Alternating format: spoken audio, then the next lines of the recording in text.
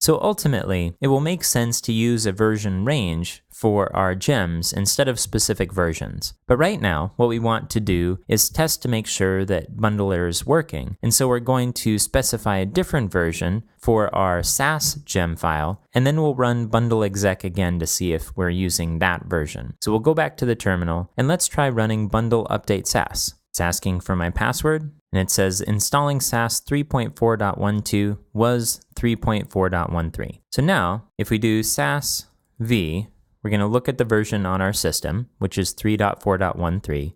But if we run bundle exec, and then we do sass v, we'll now see that it's version 3.4.12. I'm going to clear the back scroll here. And so now if we go back to the terminal screen where we're watching our sass files to convert them to CSS, and we stop the execution here just by typing Control-C or Command-C, and we look at the previous command that we used, which was sass, and then we added our sass globbing, and then watch sass CSS, we can now do this with the bundler versions of sass by adding bundle exec at the beginning. So I'll hit enter. And so now we're using reliable versions of sass and sass extensions for this project. And because the settings are just for this project, we can freely use other versions of sass and sass extensions on other projects at the exact same time on the same machine. Without this ability, we'd have to rely on our local system's version of those gems. And that's going to change from time to time, and we don't want to have to change them with each project that we're working on. So now that we have this under our control, we can breathe a sigh of relief. We no longer have to worry about the versions of sass or sass extensions that we use.